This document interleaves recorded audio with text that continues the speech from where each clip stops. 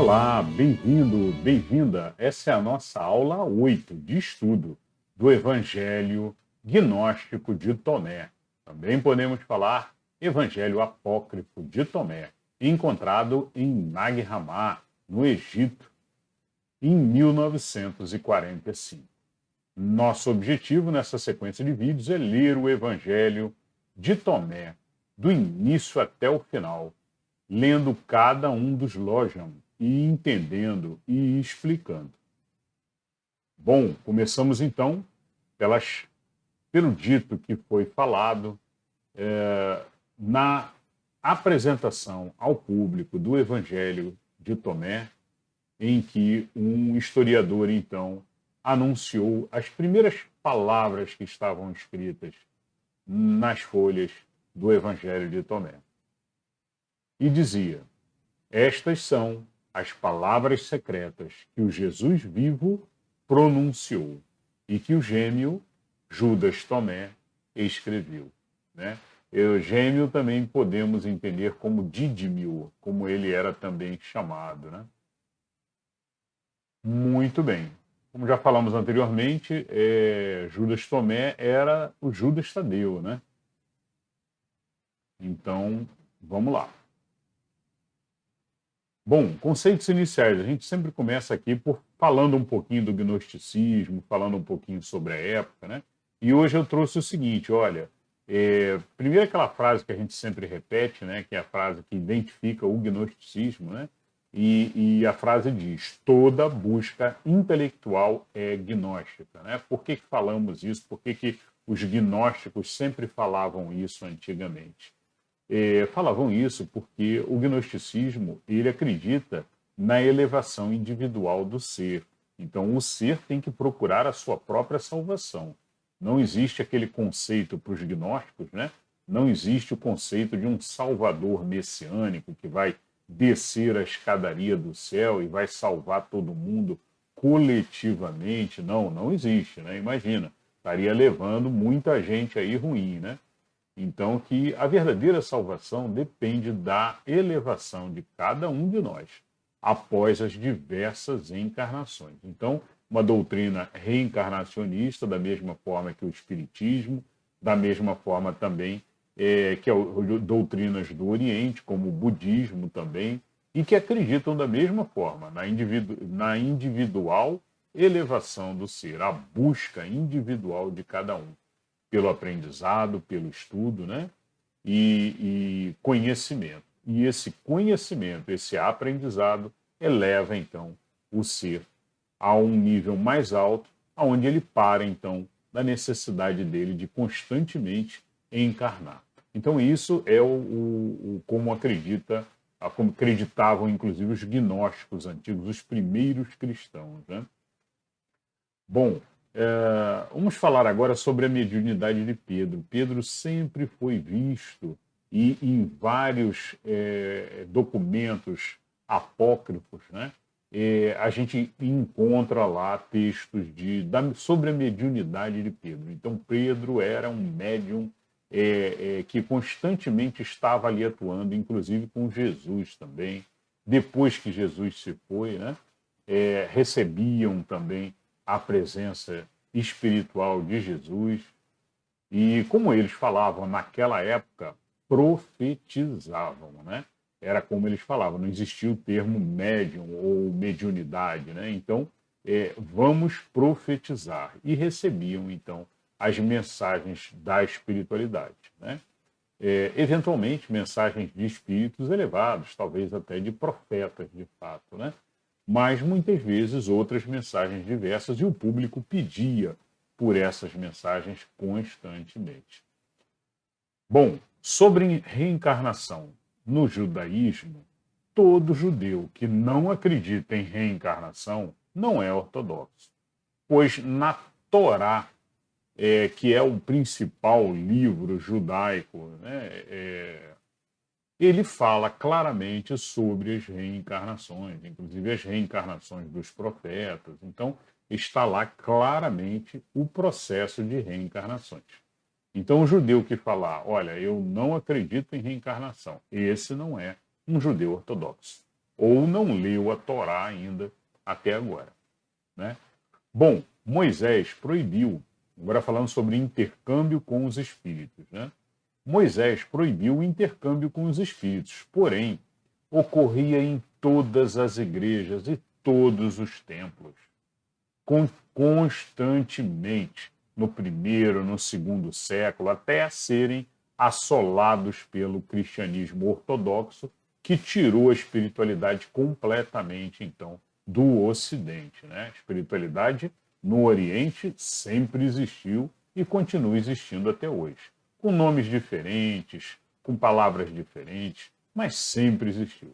Aqui no Ocidente foi removida, então, a partir ali do terceiro, quarto século, com o concílio de Nicéia e tudo, reformaram e tiraram ali uma opção de conceitos que não agradavam aos novos canônicos que estavam ali formando na época. Bom, e aí um grande argumento que usam, olha, Moisés proibiu o intercâmbio com os espíritos, né? Porém, ocorria em todas as igrejas e templos, né?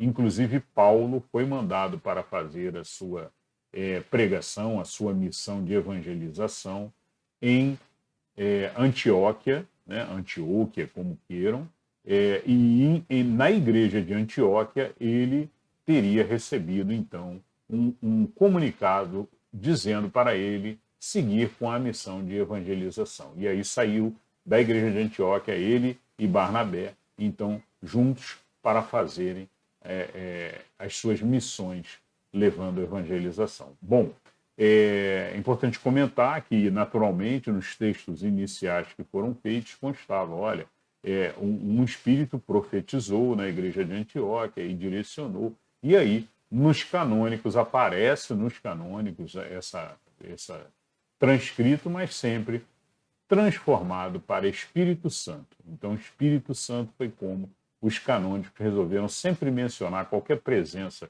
ou qualquer diálogo espiritual nas igrejas dessa época, você vai sempre encontrar a palavrinha Espírito Santo, para parecer, né, que Deus desceu presencialmente, né? Não tem relato nenhum de que foi visto uma luz maravilhosa, não, apenas, olha, um espírito que passou a mensagem, então, direcionando para Paulo a sua missão, né? Naturalmente, um espírito elevado, sem dúvida, amando de Deus, não temos dúvida disso, né? Mas difícil acreditar que o próprio Deus desceria à matéria para dar uma mensagem a Paulo, né?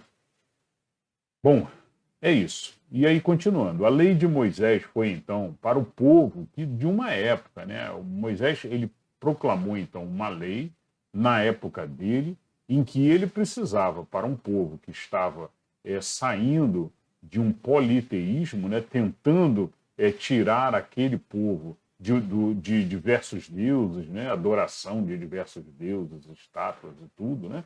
E tentando focar em uma adoração só de um Deus único, né? Então, essa lei que Moisés colocou foi para aquela época e determinando, tentando evitar, né, que as pessoas direcionassem para outros caminhos, principalmente os caminhos de politeísmo e tudo, né? E com contatos espirituais frequentes que já existiam naquela época. Bom, vale comentar aqui, interessante, né? A gente vê que a espiritualidade atua desde muito tempo, né? E não haveria necessidade de uma proibição de Moisés, caso não acontecesse entre o povo constantemente a profetização, né? Eles chamavam de profetizar, estamos profetizando, que era justamente recebendo da espiritualidade mensagens. Muito bem, pessoal, eu acho que hoje eu queria trazer bem esses pontos aqui para a gente entender como essa época era uma época muito espiritualizada, né? E depois sumiu isso com a chegada dos canônicos e tudo, abafou-se, retirou-se completamente qualquer texto, mandaram queimar os que não gostavam, se livrar dos textos, mas foram achados os de Nag Hammadi em 1945, né? E em 1947, 2 aninhos depois, por uma sincronicidade divina, diria Jung, né? Carl Jung, por uma sincronicidade divina, foi achado logo depois, em Qumran, pertinho de Jerusalém, ali, alguns quilômetros de Jerusalém, no Mar Morto, né? Os famosos também Evangelhos do Mar Morto. Bom, aqui nessa sequência de vídeos nós estudamos o Evangelho de Tomé, mas em breve teremos aqui vários outros evangelhos também. Se você não está inscrito, inscreva-se, deixe seu like também. E vamos agora então para a leitura dos Lógions, dos 51 até o 60. Hoje vamos até o Lógion 60 do Evangelho de Tomé. Bora lá então. Lógion 51.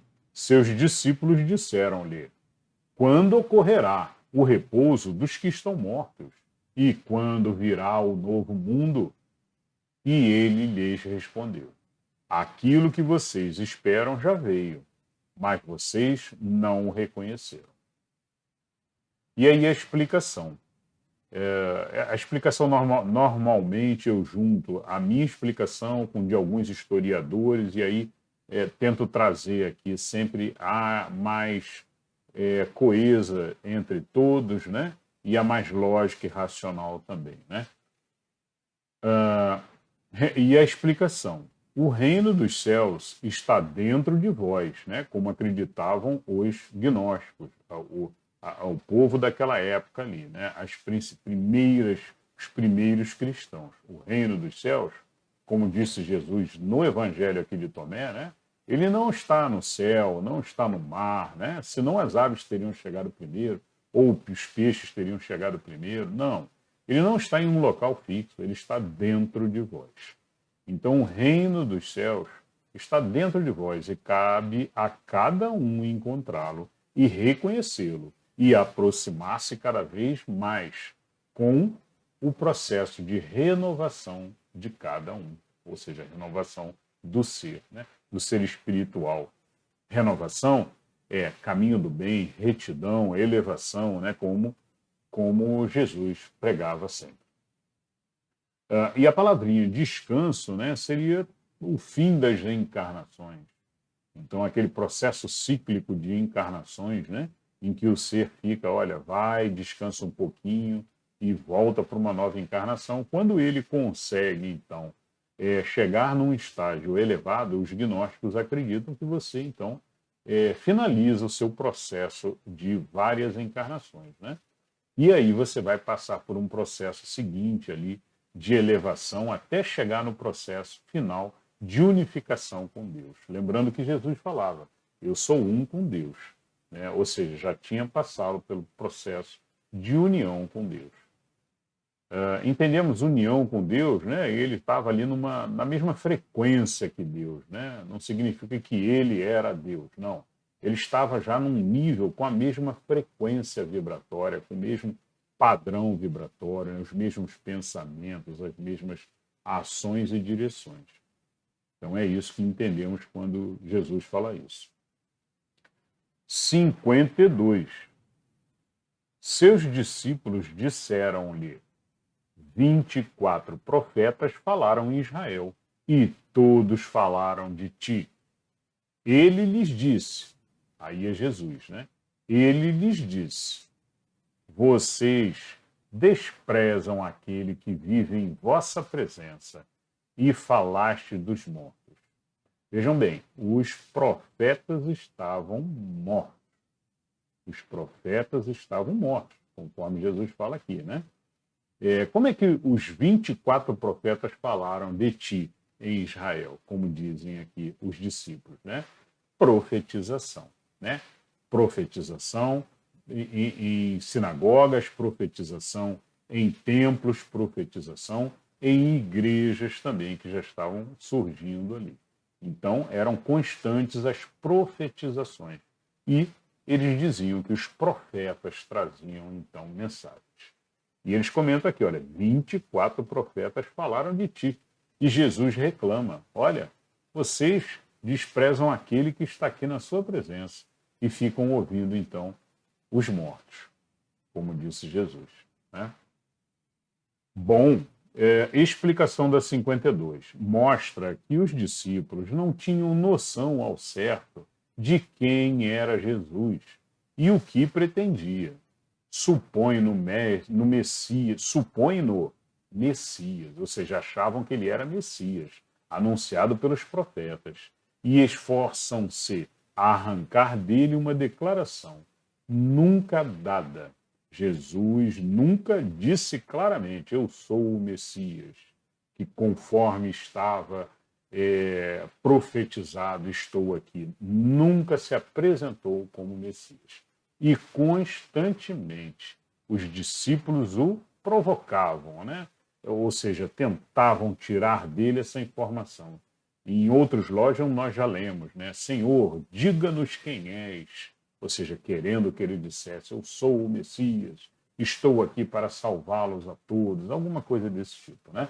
Mas isso vai contra os princípios básicos ali do gnosticismo, né? Dos essênios também, como eu disse agora há pouco, que não acreditavam e não acreditam, né? O conceito não acredita em um salvador messiânico que vai descer as escadarias e salvar todo mundo. Não. A salvação depende de cada ser. É individual. E não tem uma data marcada.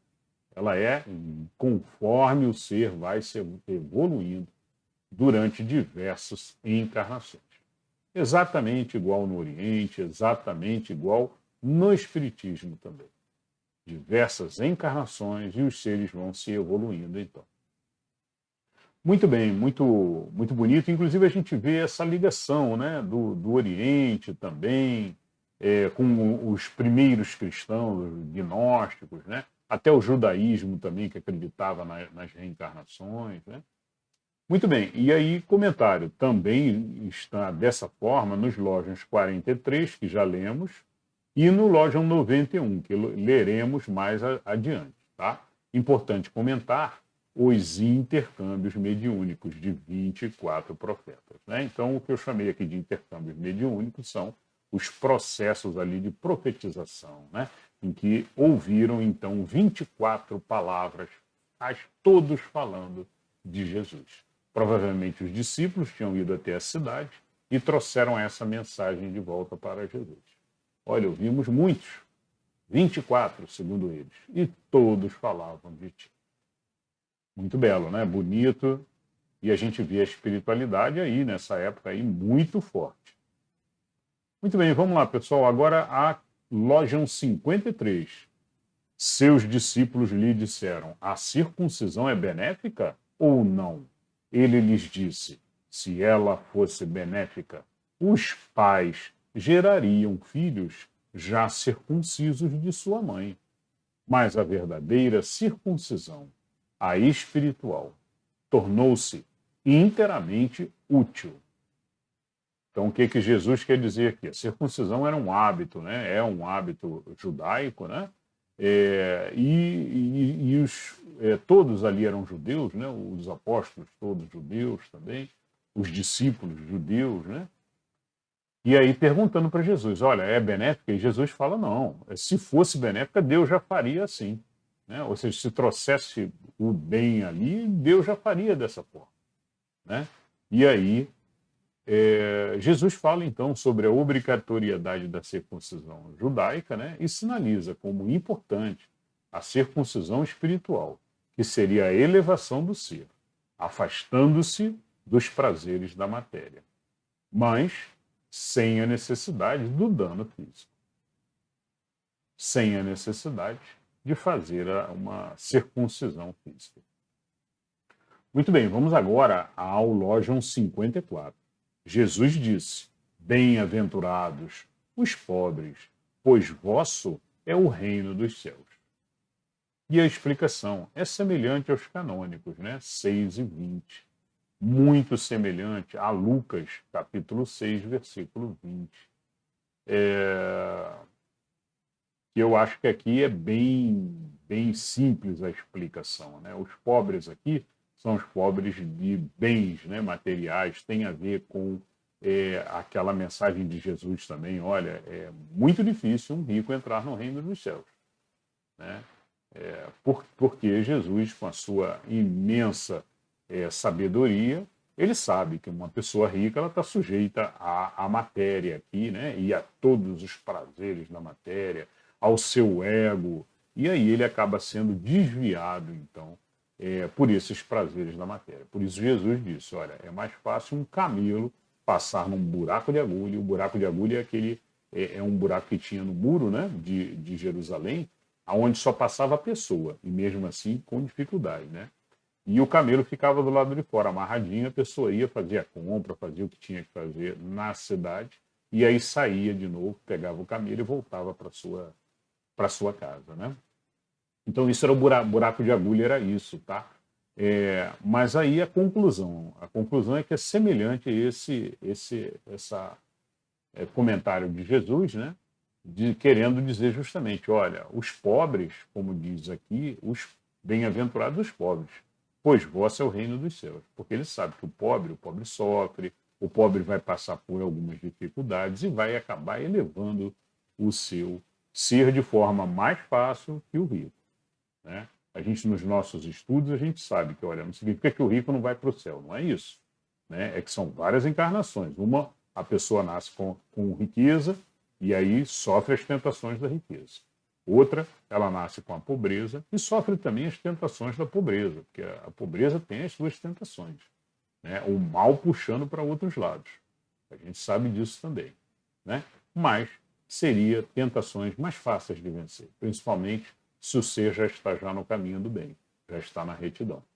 Então, é isso, é mais ou menos esse o contexto, mesmo contexto que a gente vê também nos canônicos, quando fala do pobre.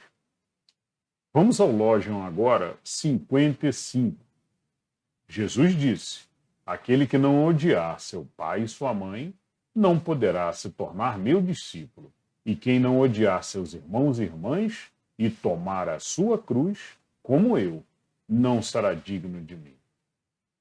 Bom, é complexo esse, a explicação dele é difícil, né? Alguns dizem até que pode não ter sido mesmo real, pode ter havido alguma inserção aqui nesse, né? Mas, por outro lado, se a gente avaliar, Jesus tem outros dizeres que ele comenta também. Olha, quem é minha mãe e meus irmãos? Né? Porque avisam ele, olha, sua mãe e seus irmãos estão aí na porta, do lado de fora, querendo entrar, né?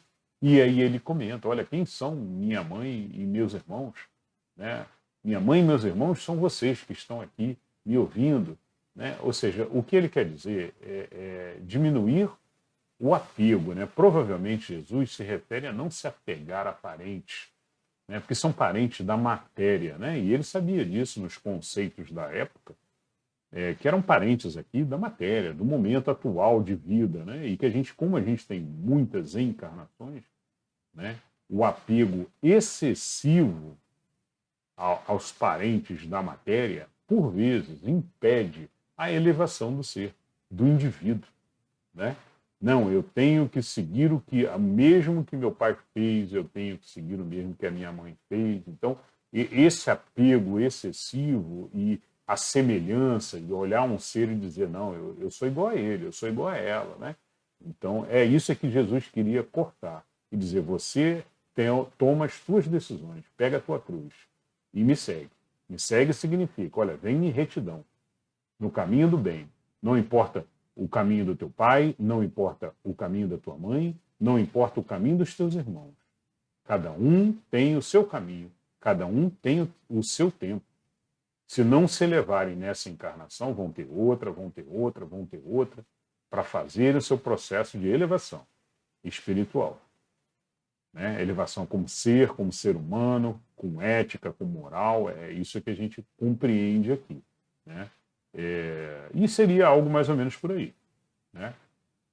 Muito bem, esse é o 55. Né? Pode ser também que a palavra odiar, né, tenha sido uma tradução assim meio forte demais. Pode ser que seja alguma coisa como desprezar ou não se apegar, né, tanto ao pai e à mãe. Né? Bom, lembramos que Jesus sempre falou também dos cuidados com o pai, com a mãe, do amor ao próximo, sempre, né? Mas amor ao próximo, mantendo o foco na sua retidão, com a sua cruz. né? É isso que ele comenta aqui, olha, tomar a sua cruz, como eu, não será digno de mim. Então, o que ele quer é que cada um siga a sua jornada de evolução. É isso que eu entendo aqui nesse Logion aqui. Agora vamos ao Logion 56. Jesus disse, aquele que... Só voltando no 55, rapidamente. Por favor, entendam, o 55, ele quer que se evite o apego excessivo, mas não é abandonar pai e mãe, tá? É isso que eu estou comentando aqui. Olha, existem responsabilidades. Da mesma maneira que o pai e mãe têm responsabilidade com filhos menores, né? Os filhos têm responsabilidade com os pais quando estes entram numa fase de velhice, né? Então, não é abandono, mas é não ficar apegado e seguindo os mesmos caminhos. Eu acho que essa é que é a chave desse entendimento aqui. Não é porque o pai seguiu um caminho, porque o pai faz algumas coisas, que o filho tem que fazer igual. Não é porque a mãe acredita em algumas coisas, que a mãe segue um caminho, que o filho tem que fazer igual. Não. Cada um tem a sua cruz e a sua caminhada em retidão. Então, é importante a nova geração, a geração que surge, né, sempre utilizar a sua razão noética e seus pensamentos para tomar as suas decisões de escolha, mas sem abandonar os pais, como os pais também não abandonaram os filhos menores. Tá?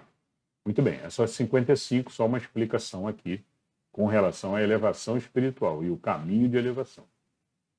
Agora, 56. Jesus disse, aquele que conheceu o mundo encontrou um corpo, e quem encontrou um corpo é superior ao mundo. Explicação. Encontramos o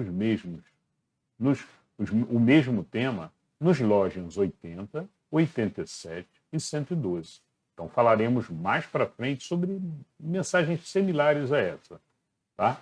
Aquele que conheceu o mundo, ou seja, que veio à matéria, né? E que conheceu a fundo como é que tudo funciona, né? Encontrou simplesmente um corpo. Né? Então, em todos existe essa dicotomia de matéria e espírito. Né? O mundo material é uma coisa e o mundo espiritual é outra. E o transcender a condição de prisioneiro da matéria, ou seja, precisamos sair da condição de prisioneiros da matéria. Então é isso que ele comenta aqui, ó. E quem encontrou o corpo, ou seja, identificou que, ó, isso aqui é um corpo. Eu não quero ficar aqui. Então esse ser que reconheceu isso, esse ser é superior ao mundo. Esse ser é um ser elevado. Né? É um ser que se eleva e se afasta da matéria. Então esse é o entendimento e o ensinamento do Logion 56. Agora vamos ao Logion 57. Jesus disse, o reino do Pai é semelhante a um homem que plantou uma boa semente. O seu inimigo veio durante a noite e semeou entre elas o joio. O homem não deixou seus servidores arrancarem o joio. Ele lhes disse, temo que vocês tenham vindo para arrancar o joio e arranquem o trigo com ele. Com efeito, no dia da colheita, o joio aparecerá e será arrancado e queimado. Muito bem, é um loja muito bonito, né? E que significa que Jesus aqui está dando a oportunidade de todos crescerem, né? E o joio, de repente, se transformar no trigo e assim por diante, né? Mas que não deixa que sejam arrancados. Cresçam juntos o bem e o mal, né? E depois, mais adiante, aí se identifica o bom, e o bom sim será elevado. Né? Então, a mesma parábola encontra-se em Mateus, capítulo 13, versículo de 24 a 30, e a observação aqui é o adversário, o inimigo, representa as más tendências de cada um. Então, quando ele fala, o inimigo veio e jogou sementes de joio, significa não uma pessoa, não um ser, tá? Mas significa as más tendências que ainda carregamos em nós, né? Então, essas más tendências aqui da matéria e tudo, né? É que constantemente os Lojans se referem quando falam da palavrinha inimigo. Então, o inimigo vem à noite, né? E joga as sementes ruins na sua plantação. Porém, essa parábola, e aí uma observação importante para a gente considerar e estudar, né?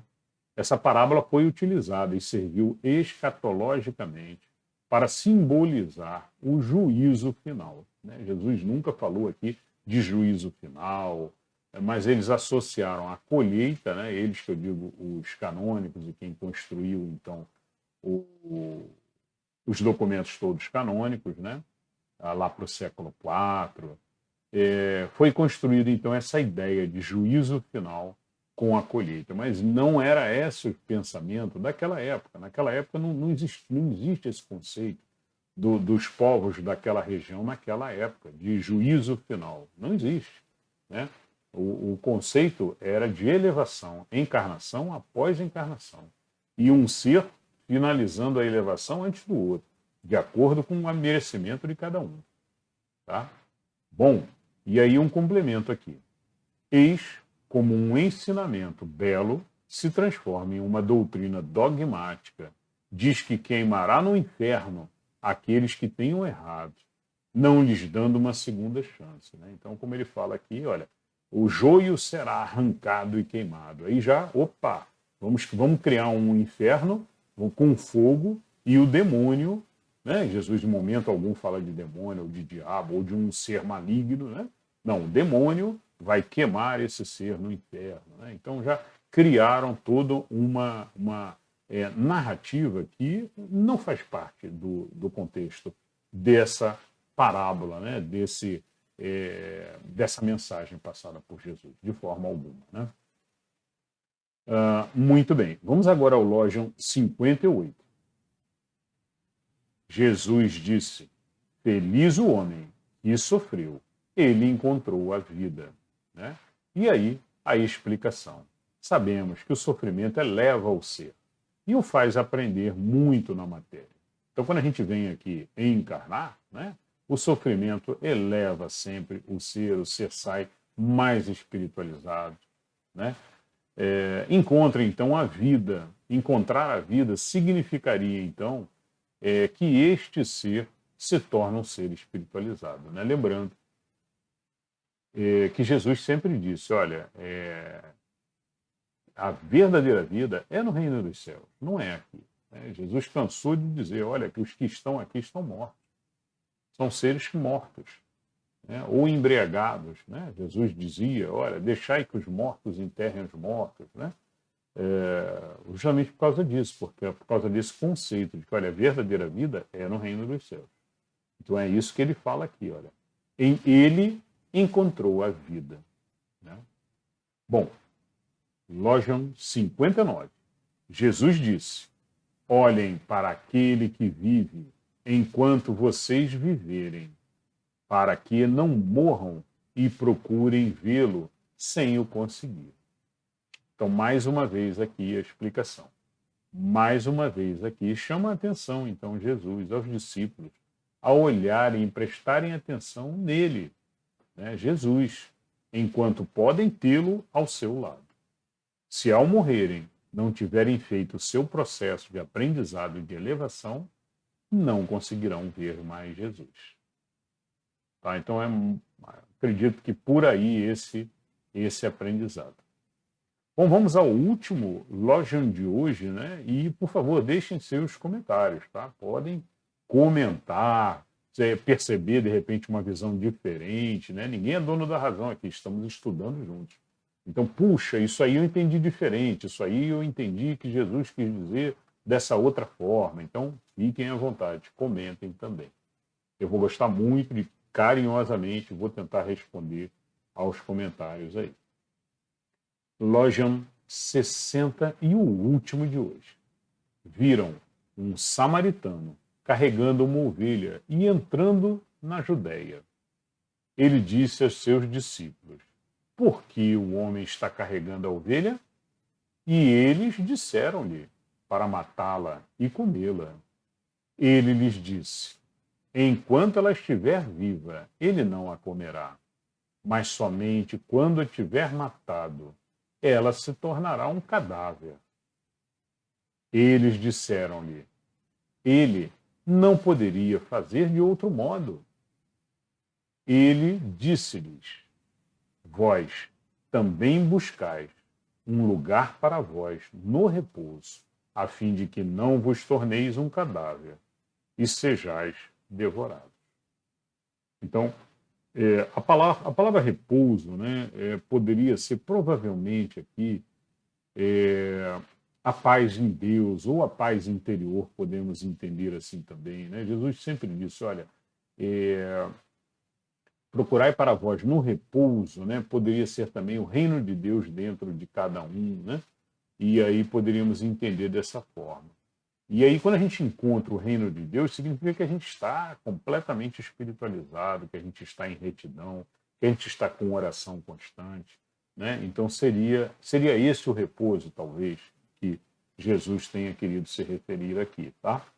E aí adverte aos discípulos, né, que não se deixem ao domínio da matéria, pois se tornarão cadáveres e serão comidos. Ou seja, continuarão no processo de reencarnações aí na matéria, né, como mortos aqui, como cadáveres aí, como corpos, né? Podemos entender assim também. Tá bom? Bom, é isso, pessoal. Fomos até o Lojão 60. Na próxima aula, vamos até o Lojão 70, hein? Espero que vocês tenham gostado.